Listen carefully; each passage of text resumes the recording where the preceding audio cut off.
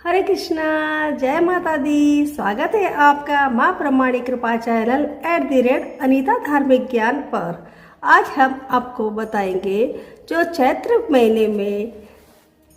महीने के कृष्ण पक्ष में जो दशा माता की पूजा की जाती है, वह पूजा किस प्रकार करते हैं, इसका क्या विधान है, कैसे इसकी पूजा होती है और इनके पीछे इनकी कहानी क्या है, इन सब की जानकारी दूंगी। वीडियो को पूरा देखें और अपने परिवारों के साथ शेयर करें। सबसे पहले मैं आपको दशा माता की जानकारी देती हूँ। दशा माता की पूजा विशेष रूप से महिलाओं द्वारा परिवार की सुख समृद्धि और कष्टों से मुक्ति के लिए की जाती है। यह व्रत फाल्गुन मास की कृष्ण पक्ष की दशमी तिथि को किया जाता है। इस दिन महिलाएं व्रत रखती है और भगवान विष्णु तथा दशा माता की पूजा करती है। दशा माता की व्रत की विधि। चैत्र मास के कृष्ण पक्ष की दशमी को दशा माता का पूजन एवं व्रत किया जाता है। होली के अगले दिन से ही इसका पूजन प्रारंभ हो जाता है, जो 10वें दिन समाप्त होता है। प्रतिदिन प्रातः स्त्रियां स्नान आदि करके पूजन की सामग्री लेकर पूजन करती है। सर्वप्रथम साठिया या स्वास्तिक बनाते हैं, दीवार पर ही बनाते हैं। फिर मेहंदी और कुमकुम से 10-10 बिंदियां दीवार पर ही लगाते हैं। फिर पहले स्वास्तिक के रूप में गणपति जी की, फिर 10 बिंदी के रूप में दशा माता की रोली, मौली, चावल, सुपारी, धूप, दीप, अगरबत्ती निवेद्य में पूजन करते हैं। पूजन के पश्चात प्रतिदिन कथा कहने या सुनने का विधान है। पहले दिन दशा माता की 10 कथाएं कहते हैं, फिर दूसरे और तीसरे, चौथे, 5वें, 6ठे, 7वें, 8वें और 9वें दिन 7-7 कथाएं कहते हैं। तत्पश्चात अंतिम दिन दशा माता की पुनः 10 कथाएं पूजन के पश्चात कही जाती है। इस दिन एक समय भोजन करके व्रत रखने का विधान है। दशा माता का पूजन प्रत्येक स्त्री, विधवा, सुहागिन सबको करना चाहिए, क्योंकि यह पूजन एवं व्रत घर पर ही दशा स्थिति को सुख समृद्धि रखने हेतु किया जाता है।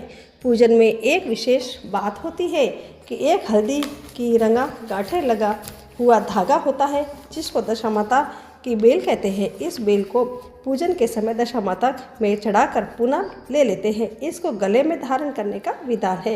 इस वर्ष धारण किया गया धागा बेल अगले वर्ष उतारकर पूजा करके पुनः नई बेल धारण करते हैं। दशा माता की पहली कथा इस प्रकार है। दशा माता की कथा विधि। जब तुलसी के पौधे में जो जहाँ उगे हो वहीं उनमें बाल निकाले। कलौरी, गाय बछड़ा जने, पहलौटी, घोड़ी के बछेरा हो या स्त्री के प्रथम गर्भ से बालक उत्पन्न हो, वह अच्छी घड़ी में हो, जब संकल्प कर डोरा या गंडा लिया जाता है। 9 सूत कच्चे धागे और 1 सूत व्रती के आंचल का, इस प्रकार 10 सूत का एक डोरा बनाकर इसमें गांठ लगाई जाती है। व्रत रख कर शाम को गंडे का सूत एक डोरा बनाकर गांठ लगाई जाती है। व्रत रखकर शाम को गंडे की पूजा होती है। 9 व्रतों तक तो शाम को पूजा होती है, परंतु 10वें व्रत में दोपहर के पूर्व ही पूजा होती है। जिस दिन दशा माता का व्रत हो उस दिन जब तक पूजा न हो, किसी को कोई वस्तु, यहाँ तक कि अग्नि तक नहीं दी जाती। पूजा के पहले उस दिन किसी का स्वागत भी नहीं किया जाता। 1 नोक वाले पान पर चंदन से दशा माता की प्रतिमा बनाई जाती है। आंगन लीप कर चौक पूर कर उस पर पट्टा और पट्टा पर पान रखा जाता है और अक्षत से उसी पूजा होती है और घी, गुड़, बताशा आदि का भोग लगता है। अंत में कथा कही जाती है। कथा समाप्त होने पर पूजा की सामग्री की गीली मिट्टी में पिंड में रखकर मौन होकर कुआं या तालाब आदि जलाशय में पथरा के तब पारना करती है। पारण करते समय किसी से बोलना नहीं चाहिए। जितना पारना परोसे उससे कुछ छोड़ना। थाली को भी धोकर पानी पी लेना चाहिए। अब मैं आपको कहानी सुनाने जा रही हूँ, आप ध्यानपूर्वक सुनिएगा। एक सास बहू थी। बहू का पति विदेश था। एक दिन सास ने बहू से अग्नि लाकर भोजन बनाने को कहा। बहू गांव में अग्नि लेने गई, पर किसी ने उसे अग्नि नहीं दी और कहा, जब तक दशा माता की पूजा न हो जाएगी अग्नि माता नहीं दूंगी। बहू खाली हाथ घर लौट आई और सास ने कहा कि गांव में दशा माता की पूजा है, इसलिए कोई अग्नि नहीं देता। शाम को सास अग्नि लेने गांव में गई। तब स्त्रियां ने उसे कहा कि सवेरे बहू आई थी, परंतु हमारे यहाँ पूजा हो रही थी, इसी कारण उसे अग्नि नहीं दी। सास अग्नि लेकर घर के दरवाजे तक पहुंची थी कि एक व्यक्ति बछड़ा लिए आया और उसके पीछे ब्याई कलोरी गाय थी। उससे पूछा कि वह गाय क्या पहलौटी या ब्याई है? आदमी ने कहा, हाँ बछड़ा है। सास ने बहू से कहा कि हम तुम भी गंडे ले और व्रत करें। दोनों ने गंडे की पूजा की। सास बहू ने 10-10 अर्थात 20 फरे बनाए। 21वां एक बड़ा फरा गाय को दिया। पूजन करने के बाद सास बहू दोनों पारण करने बैठी। आए तब मैं बहन की विदाई करूँगा। पूजन करने के बाद सास बहू दोनों पारण करने बैठी। उसी समय बुढ़िया के लड़के ने दरवाजे पर आवाज़ लगाई। सुनकर माँ ने मन में कहा कि पारना कर चुकूंगी तब किवाड़ खोल दूंगी। बहू ने अपने थाली का अन्न इधर उधर करके झट पानी पीकर उठ खड़ी हुई और जाकर किवाड़ खोले। पति ने पूछा कि माता कहाँ है? स्त्री ने कहा कि यह तो अभी पारना कर रही है। पति बोला कि इतने दिनों तक न जाने तू कैसी रही, माता लाएगी तब जल पीऊँगा। माता पारना कर अपनी थाली धोकर पी चुकी तब लड़के के पास गई। माता ने थाली परोसी। बेटा भोजन करने बैठा। हाथ में प्रथम ग्रास लिया कि फरों के टुकड़े जो बहू ने थाली से फेंक दिए उचक कर उसने सामने आने लगे। उतने में उसने माँ से पूछा कि यह क्या है? माँ बोली, बहू जाने। सुनते ही लड़का आग बबूला हो गया। बोला, जिसके चरित्र को तुम साक्षी नहीं है उसको अभी बाहर करो। माता ने पुत्र को हर तरह से समझाया परंतु उसने एक भी न मानी। वह यही कहता रहा कि उसे निकालो, मैं तभी घर में रहूँगा। माँ ने सोचा बहू को थोड़ी देर के लिए बाहर कर देती हूँ, इतने में लड़के का गुस्सा शांत पड़ जाएगा। उससे बहू ने कहा कि देहरी के बाहर जाकर उसारे के नीचे खड़ी रह। जब बहू खड़ी हुई तो उसारा बोला कि दशा माता के विरोधी को मैं छाया नहीं दे सकता। वह वहाँ से कचरे पर जाकर खड़ी हुई। तब कचरा बोला, इतना भार कूड़े का नहीं है जितना तेरा है, चल हट कर खड़ी हो। इस तरह वह जहाँ जाती वहाँ से हटाई जाती।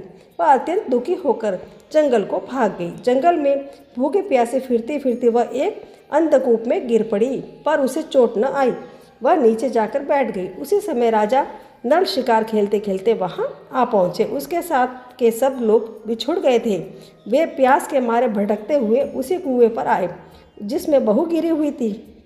राजा नल के भाई ने कुएं में लोटा डाला तो बहू ने उस लोटे को पकड़ लिया। तब भाई ने राजा से कहा कि इस कुएं में तो किसी ने लोटा पकड़ रखा है। तब राजा ने कुएं के पास जाकर कहा कि भाई, तू यदि पुरुष है तो मेरा धर्म का भाई है और यदि स्त्री है तो मेरी धर्म की बहन है। जो भी हो बोलो। स्त्री ने आवाज़ दी। राजा ने उसे कुएं के बाहर निकाला।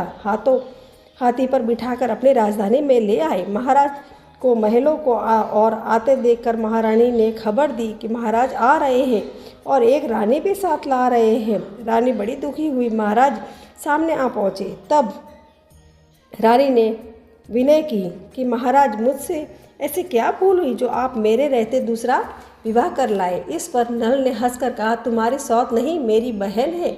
यह सुनते ही रानी का मुंह खिल उठा। राजा ने उसका नाम मुँह बोली बहन रखा और उसके लिए अलग महल बनवा दिया। एक दिन राजा की एक घोड़ी भी आई। तब मुँह बोली बहन ने अपनी दासियों से पूछा कि घोड़ी पहलौटी ब्याई है या दूसरी या तीसरी बार? उन्होंने जवाब दिया, ब्याई तो प्रथम ही है। तब उसने रानी से कहा कि आओ बावज, हम तुम दोनों दशा माता के डोरे ले।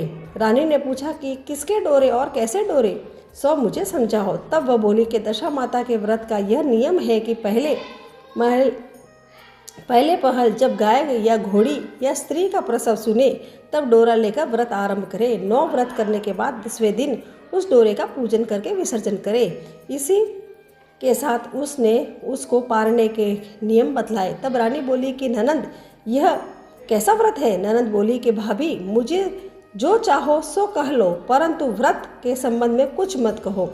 मैं इसी व्रत के कारण मारी मारी फिरी और तुम्हारे देश में आई हूँ। ऐसा कहते हुए श्रद्धापूर्वक डोरा लिया। 9 दिन तक 9 व्रत किए, 9 कथाएं कही। 10वें दिन विधिवत पूजन किया, गोला फरा बनाए और शाम को पारना करने बैठी। उसी समय उसके पति को कुछ अनायास प्रेरणा हुई और वह अपनी माता से आज्ञा लेकर स्त्री का पता लगाने के लिए निकला। घूमता फिरता राजा नल के राजधानी में अपनी स्त्री का पता लगाने लगा। एक कुएं पर उसने औरतों को बातें करते सुना। एक बोली कि राजा हाल में मुँह बोली बहन लाए हैं, वह बड़ी ही सुंदर है। आजकल उसी का किया हुआ सब कुछ होता है। दूसरी बोली, वह जैसी सुंदर है वैसी धर्मात्मा भी है। जो उसके दरवाजे पर जाता है सादर इच्छा पर भिक्षा पाता है। तीसरी बोली, यह तो सब ठीक है, परंतु अब तक पता भी न चला कि वह कौन है। बातें सुनकर वह साधु वेश बनाकर राजा नल की मुँह बोली बहन के महल के द्वार पर पहुंचा और आवाज़ लगाई कि प्रबंधकर्ता उसे भिक्षा देने लगे। उसने भिक्षा लेने से इनकार कर दिया और कहा कि जब भिक्षा देने वाली खुद आकर भिक्षा देगी तब लूँगा। तब लोगों ने उससे कहा कि इस समय वह दशा माता का व्रत करके पारणा कर रही है, तब तक ठहरो रहो। वह चुपचाप बैठा रहा। पारणा कर लेने के बाद वह मुट्ठी में मोती भरकर लाई, परंतु पति को पहचान कर मुस्कुराती हुई लौट गई। दोनों ने एक दूसरे को पहचान लिया था। रानी ने ननंद को मुस्कुराते देख पूछा, आज इस परदेसी को देखकर हंसी हो, इसका क्या कारण है? उसने उत्तर दिया कि वह तो हमारे ही घर वाले हैं। रानी ने राजा से कहा, तुम्हारे मुँह बोली बहन के घर वाले आए हैं। राजा ने कहा उनसे कि कह दिया जाए कि घर जाकर वहाँ से अपनी हैसियत से आए, तब मैं बहन की विदाई करूँगा। वह वापस चला गया। उसने माता से कहा कि तुम्हारी बहू राजा नल के यहाँ उसकी बहन होकर रहती है, नियम धर्म से दिन बिताती है। तब माता ने आज्ञा दी कि तुम उसे ले आओ। वह डोली कहार आदि के साथ फिर से राजा नल के नगर में गया और राजा ने समधी की हैसियत से उसका स्वागत किया और कुछ दिन मेहमानों की तरह रखकर विधि पूर्वक बहन की विदाई की। जब वह महल से बाहर निकलकर चलने लगा तब महल भी उसके पीछे पीछे चलने लगा। रानी बोली, ननद जी तुम चलो और मेरा महल भी ले चली, जरा लौटकर पीछे की ओर देखती जाओ। उसने देखा कि राजा का संपूर्ण राजसी वैभव लुप्त हो गया। वह स्त्री तो बहुत अपने पति के साथ आकर आनंद से रहने लगी, परंतु राजा नल का यह हाल हो गया कि वह दोनों कमली कंथरी ओढ़े फिरने लगे। तब राजा नल बोले कि रानी, जहाँ राज किया वहाँ इस दशा में नहीं रह जाता, इसलिए यहाँ से जाना ही उचित है। रानी प्रतिव्रता थी। राजा रानी दोनों महल से निकल गए। चलते चलते एक गांव के पास पहुँचे। वहाँ बेर के वृक्ष के में अच्छे अच्छे बेर लगे हुए थे। राजा रानी दोनों भूखे थे। वे बेर बीनने लगे, परंतु बेर लोहे के होते जाते। इसी तरह से राजा व रानी जो वस्तु हाथ में छूते वही कंकड़ और पत्थर इत्यादि हो गया। राजा आगे बढ़े। रास्ते में उन्होंने एक बनिया मिला। उसने राजा नल को पहचान कर राजा रानी को आटा दिया। वे आटा लेकर एक नदी के किनारे गए। वहाँ रानी भोजन बनाने लगी और राजा स्नान करने लगा। रानी ने रोटियां सेक कर रखी। तब राजा आए और भोजन करने बैठे। तब रोटियां ईंट की हो गई। राजा रानी वहाँ से चलकर अपनी मुँह बोली बहन के यहाँ गए। बहन ने सुना कि उसके भाई भौजाई आए हैं। उसने पूछा कि कैसे आए, तो सुना कि लटके चीतड़े आए हैं और कैसे आए हैं। यह सुनकर उसकी बड़ी लज्जा आई। उसने उन्हें एक कुम्हार के यहाँ ठहरा दिया। शाम को थाल से जाकर बहन खुद पावज से मिलने गई। उसने सामने थाल रखा तो पावज ने कहा कि इस थाल में जो कुछ भी हो कुम्हार के चक्के के नीचे रख दो और चली जाओ। वह थाल का सामान चक्के के नीचे रख चली गई। थोड़ी देर में राजा ने रानी से पूछा कि बहन आई थी। रानी ने कहा कि आई तो थी, पर जो कुछ लाई थी मैंने उसी चक्के के नीचे रखवा दिया। राजा ने देखा कंकड़ पत्थर के सिवाय और कुछ भी नहीं था। राजा समझ गया कि वह सब कुदशा है। वे चलकर अपने मित्र के घर गए। मित्र ने सुना कि उनके मित्र नल आए हैं, तो उसने पूछा कि कैसे आए। इन लोगों ने कहा कि कमरी ओढ़े कथरी बिछावे मांग मांग कर खाना खावे ऐसे आए हैं। मित्र ने दुखी होकर कहा कि कोई हानि नहीं, जैसे आए आखिर मित्र है वैसे आए। मित्र ने दुखी होकर कहा कोई हानि नहीं, जैसे आए आखिर मित्र है, उनको महलों में ले आओ। मित्र ने बड़े आदर भाव से उनका स्वागत किया, भोजन कराया और एक कमरे में उनके सोने के लिए पलंग बिछवा दिया। उस कमरे में खूंटी पर नौलख का हार टंगा था। आधी रात के समय राजा सो गए थे। रानी ने देखा कि हार वाली खूंटी के पास वाली दीवार में एक मोर का चित्र बना हुआ था। वह हार धीरे धीरे निगल रहा था। रानी ने राजा को जगाकर यह दृश्य दिखाया। तब राजा ने कहा, यहाँ से भी चुपचाप भाग चलना चाहिए, नहीं तो सवेरे चोरी का कलंक लग जाएगा। राजा रानी दोनों रात को उठकर ही वहाँ से चले गए और एक अन्य राजा की राजधानी में पहुँचे। वहाँ सदाव्रत दिया जाता था। राजा रानी भी गए। उस समय सदाव्रत बंद हो चुका था। वहाँ के अधिकारी ने कहा कि वह लोग न जाने कहाँ से अभागे आए हैं, मुट्ठी मुट्ठी चने दे दो। तो इस प्रकार अनादर और कुवाच सहित दान लेना अस्वीकार करते हुए राजा रानी बोले कि ऐसी कंजूसी है तो सदाव्रत देने का नाम क्यों करते हो। इस पर दानाध्यक्ष ने कहा कि राजा को कंजूस कहते हैं, इनको हवालात में बंद कर दो। इस तरह राजा रानी दोनों को कोठरी में बंद कर दिया। जिस कोठरी में राजा रानी कैद थे उसी के सामने से आम रास्ता था। एक मेहतरानी राजा के घुड़साल को पार हो उसी रास्ते में निकाला करती थी। एक दिन वह बहुत देर से निकली। तब रानी ने उससे पूछा कि आज तुमने इतनी देर कहाँ लगाई। वह बोली, आज राजा की घोड़ी पहली बार भी आई है। रानी ने पूछा, क्या बछेरा हुआ बछरी? उसने जवाब दिया कि बछेरा हुआ और अच्छी साहित्य में हुआ। तब रानी ने राजा से कहा कि एक बार मैंने तुम्हारी मुँह बोली बहन के डोरे का अनादर किया था, उसी दिन से हमारी दशा बदल गई है, इसलिए आज मैं दशा रानी का डोरा लेती हूँ। राजा ने कहा, यहाँ पूजा की सामग्री कहाँ से आएगी? रानी ने कहा कि वही दशा रानी सब कुछ करेगी। तब 9 तार राजा की पाग के वह एक तार अपने आंचल का लेकर रानी ने डोरा बनाया और उसी समय से व्रत ठान लिया। थोड़ी देर में राजा खुद घोड़ी का बछड़ा देखने के लिए उसी रास्ते से निकला। राजा ने नल दमयंती को कोठरी में बंद देखकर पूछा कि ये लोग कौन हैं और किस अपराध के कारण यहाँ बंद है। पहरेदारों ने कहा कि ये लोग भिक्षा लेने आए थे, आपको गालियाँ देते थे, इसी कारण इन लोगों को कैद कर दिया था। राजा ने कहा कि यह तो इनका कोई अपराध नहीं है, इनको संतुष्ट करना चाहिए, इनको कभी कैद से बाहर निकालो।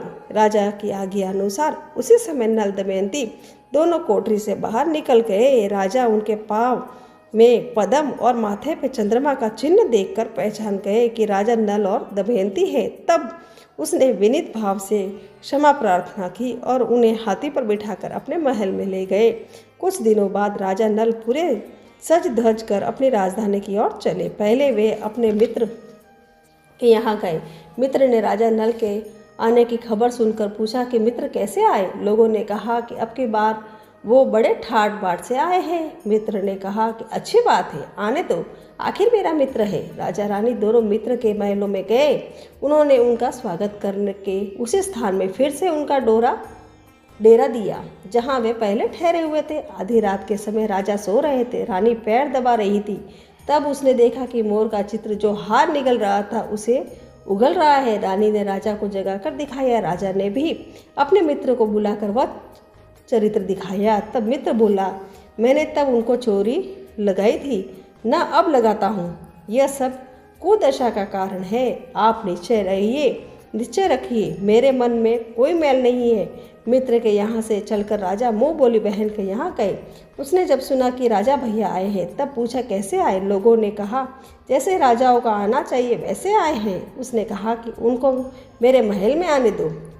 जब राजनल का हाथी बहन के महल की ओर बढ़ा तब रानी बोली, आप बहन के घर जाइए, मैं तो उसी कुम्हार के घर जाकर ठहरूंगी जिससे यहाँ पहले ठहरी थी। राजा ने कहा कि जिसके कारण इतने दुख उठाए हैं तुम उसी से फिर झगड़ा मोल लेती हो। रानी न मानी, वह कुम्हार के यहाँ ठहरी। राजा बहन के घर गए।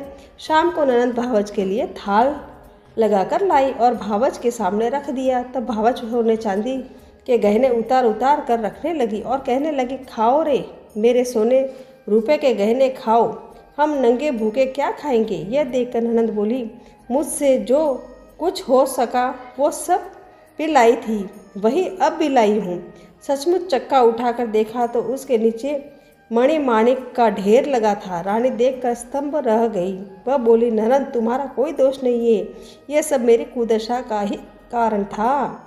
रानी ने ननद का लाया हुआ सब सामान व कुछ अपनी तरफ से भी दिया, परंतु पूजा का न्योता न दिया। वहाँ से आगे चले, नदी के तट पर पहुँचे तो वहीं पड़ाव पड़ गया। राजा का रसोबड़ा चेताया गया। जब भोजन तैयार हो गया तो राजा भोजन करने बैठे। उस समय वे रोटियां जो ईंट की हो गई थी फिर से वही रोटियां हैं जो उस दिन अपने काम में न आई। मैं यदि आपसे कहती कि रोटियां ईंट की हो गई है तो आप न मानते। अब वह से सेना सहित राजा व रानी आगे बढ़े। जब राजा नल की फौज अपनी राजधानी के पास पहुंची तब सबको अपने राजा को पहचान कर बड़ा आनंद हुआ। वे उन्हें महलों में ले चले। राजा रानी के महलों में प्रवेश करते तुरंत ही दशा माता की पूजा का प्रबंध किया और सौभाग्यवती स्त्रियों को आमंत्रित किया। भोग के लिए सब तरह के पकवान बनाए गए। आटे की बटी हुई 10 बत्तियाँ, 10 गुड़ या शक्कर की गुजिया और 10-10 अठवाइयाँ सुहागिनों के आंचल में डाली गई। सुहागिनों को श्रृंगार आदि करके दशा रानी की पूजा आरंभ हुई। कलश स्थापित कर दिया जलाया गया और बत्ती ही न जली। तब पंडितों ने विचार करके कहा कि यदि कोई न्योता पाने वाला न्योते से रह गया हो तो स्मरण किया जाए, उससे आ जाने पर दीपक जल जाएगा। रानी ने कहा कि मैंने तो सभी को न्योता दिलवा दिया है, सिर्फ मुँह बोली बहन को न्योता नहीं दिया। राजा ने दूतगामी रथ भेजकर मुँह बोली बहन को बुलवा लिया। सुहागिनों को भोजन कराकर विदा किया। उसी समय राजा ने राज में हुक्म जारी किया कि अब से मेरी प्रजा के लोग दशा माता का व्रत किया करेंगे। भगवती दशा माता ने राजे नल को कष्ट दूर किए, वैसे ही सबके दिन सुधारे। इस प्रकार मेरी ये पहली कहानी समाप्त हुई। अगर आपको ये जानकारी अच्छी लगी है तो वीडियो को लाइक करें, चैनल को सब्सक्राइब करें और अपने दोस्तों के साथ शेयर करें। जय माता दी और हरे कृष्णा।